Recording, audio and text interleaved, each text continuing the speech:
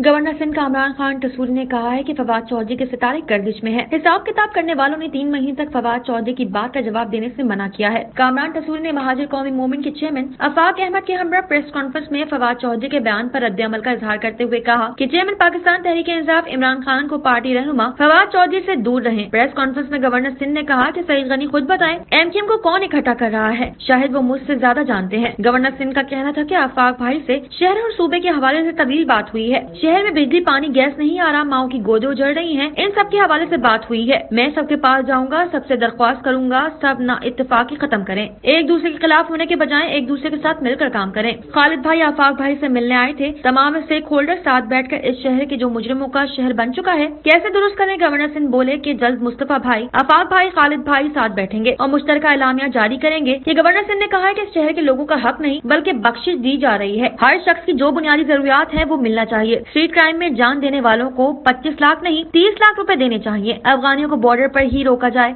क्योंकि ये शहर अब गैर मुल्कियों का मुहतामिल नहीं हो सकता है। शुक्रिया अदा करता हूँ कि उन्होंने आज यहाँ मुझे बुलाया और मैं आज इनके पास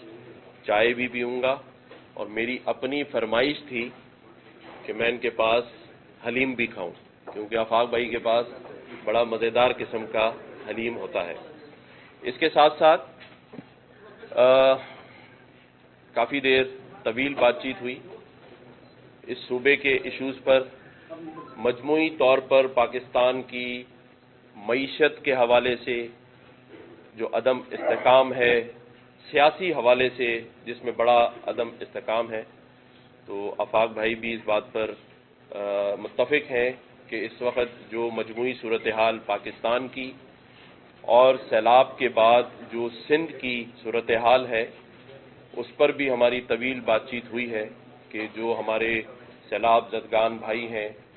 जो इस वक्त बेसरो सामान अपने घरों से रोडों पर बैठे हैं, उनके लिए भी हम क्या मिलजुल कर काम कर सकते हैं। और फिर जाहिर है मईशत का शहर, रोशनियों का शहर कराची जो मजमूई तौर पर अपनी माली बदहाली, रोड रास्ते टूटे हुए हैं,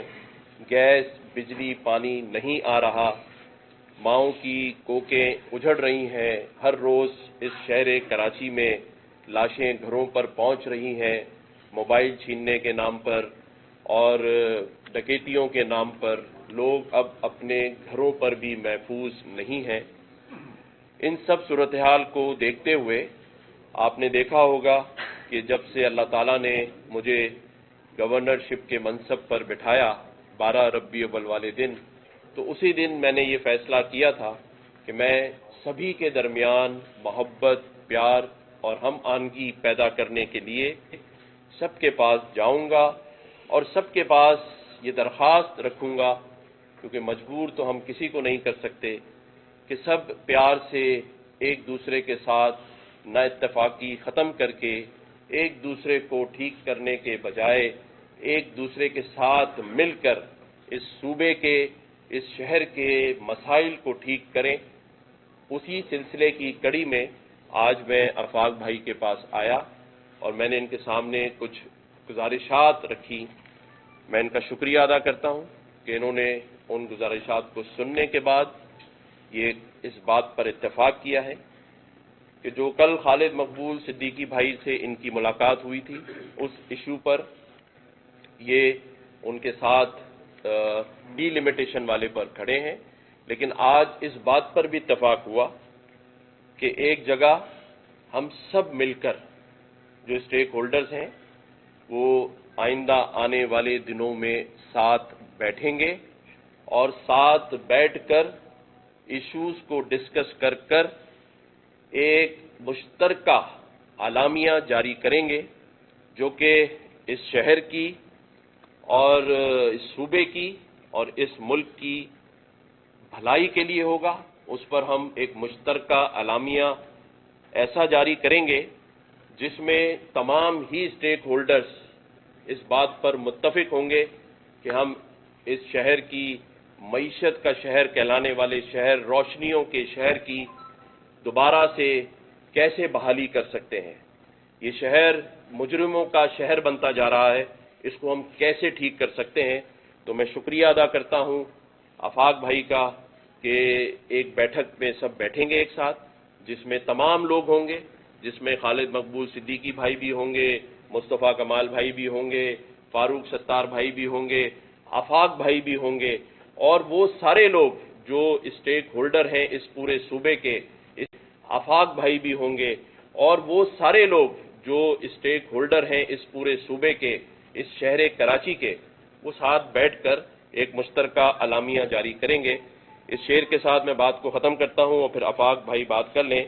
کہ ایک عمر سے فریب سفر کھا رہے ہیں ہم، ایک عمر سے فریب سفر کھا رہے ہیں ہم، معلوم ہی نہیں کدھر جا رہے ہیں ہم۔ میں آفاق بھائی سے کہتا ہوں۔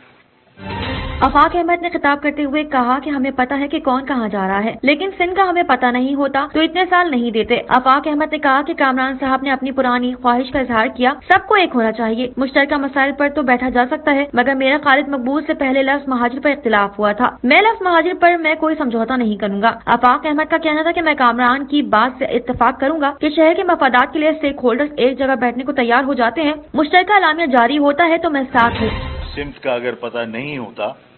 تو اپنی زندگی کے قیمتی ایام سال ہم اس کاز کو نہیں دیتے۔ ظاہر سمت پتہ تھی، تبھی بلا خوف اور بغیر رکاوٹ کے، بغیر کسی تذبذب کے ہم نے اس جدوجہد کو جاری رکھا ہے۔ کامران صاحب، گورنر صاحب نے مجھ سے پرانی اپنی اس خواہش کا اظہار کیا کہ سب کو ایک ہونا چاہیے، اس خواہش کا احترام، لیکن اس احترام کے ساتھ میں نے یہ گزارش کی کہ دیکھیے تمام پارٹیوں کے نظریات اپنے الگ ہوتے ہیں اور ان تمام نظریات کے ساتھ کامن ایشوز پر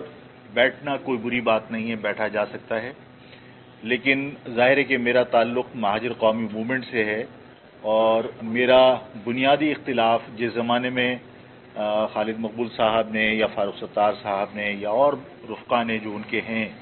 انہوں نے الطاف حسین سے